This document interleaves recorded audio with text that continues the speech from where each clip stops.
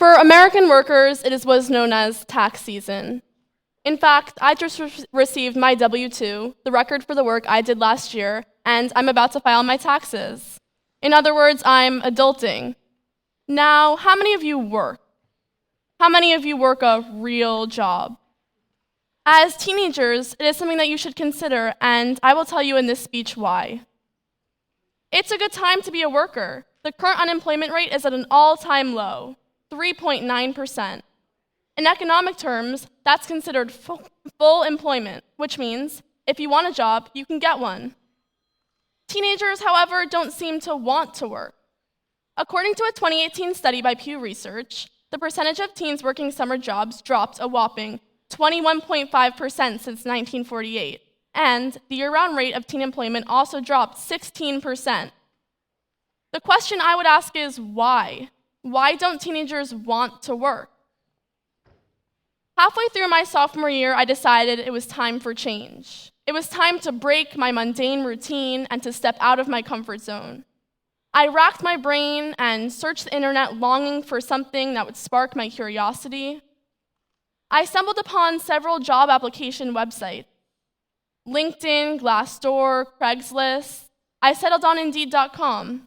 I downloaded a resume template, filled in my meager experience, typed in some other basic information, and within a few seconds, hundreds of job opportunities appeared. Only there was one problem. The minimum age requirement for most of those jobs is 18. I was annoyed, but I pushed on. I found several jobs that had lower minimum age requirements, so I submitted my applications. Several weeks later, I received a call from a local supermarket chain. I walked into the interview with the utmost of confidence. Coming out, I was sure that I had landed the job. They ended up choosing someone else, perhaps someone with more experience. Again, I pushed on. Days later, I got a call from my current place of work, Fresh Kitchen, a company with the slogan, "Chef-inspired bowls as fast as you can point." I was handed a hat and a t-shirt. Certainly not an Instagrammable outfit, but I was still proud. Over the past year, while working there, I've learned 3 consequential life lessons.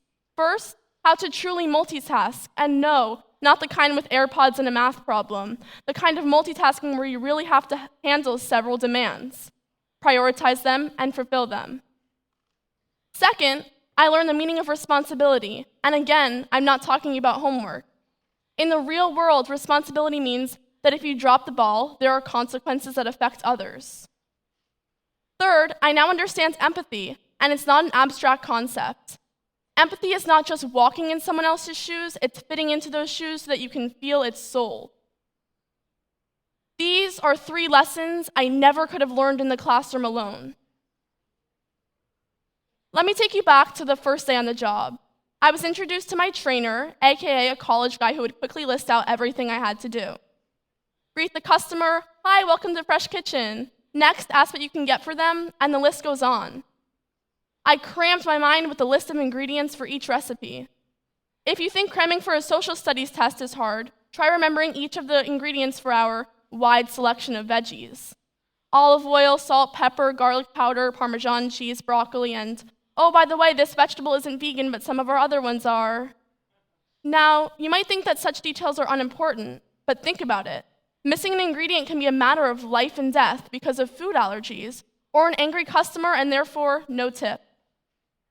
In school, students speak of multitasking, checking your email, completing a worksheet, all the while listening to a teacher. Multitasking in a restaurant is cleaning every speck of dirt in sight, getting the orders right, doing other side jobs like sauces, all the while delivering great customer service, putting on a smile even when you're exhausted and frustrated. When it comes to learning about responsibility, this lesson came to me during my sophomore year as I was preparing for AP exams. I found myself drowning in shifts. I knew I needed to study for my exams, but I didn't want to let my boss down. April is still busy season in Florida. I went to my boss and we worked out a schedule so that I could focus on my studies. I became responsible for myself, to complete assignments in advance, to make social commitments around my work schedule, to speak up and advocate for myself, because you can't assume others can read your mind. When it comes to learning about empathy, my job has taught me what it really means to step in someone else's shoes. A tip is not just a formality. A tip isn't even a gracious gesture. It's hard-earned money. The federal tip wage is a mere $2.13 per hour. I never knew that the $5 bill you leave on the table after a meal is not just for the server. It's for the bus team, the hostess, and the shift leader. I never knew that the server you think is doing a bad job ignoring your table is actually doing hard work behind those double doors. You know the tiny feet at the bottom of a table? Those need to be soaked in bleach every night. You know the soda machine where it seems carbonated drinks just pour out of a convenient infinite fountain? Those fountains need to be refilled and washed and taken apart daily. The person who takes apart each aspect of those machines, the person who brings the food to your table, the person who answers the questions about the menu is, in fact, a person. There is a person under every uniform, a person many people forget about because of their lack of empathy. I look at my W-2, the tips and wages I've earned, the hours I put in, and realize what I got most out of my work experience is personal growth. Growth other teenagers would benefit from too. We must reverse the trend of teenage unemployment. I urge high schoolers and parents nationwide to view job experience as tantamount or even paramount to a high GPA or a leadership role in a club or team. I challenge you to step out of your comfort zone just as I did, to enter the workforce and to change the attitude of our generation. After all, the American dream has always been built on this Puritan work ethic. So let's hone in on this ethic and get to work.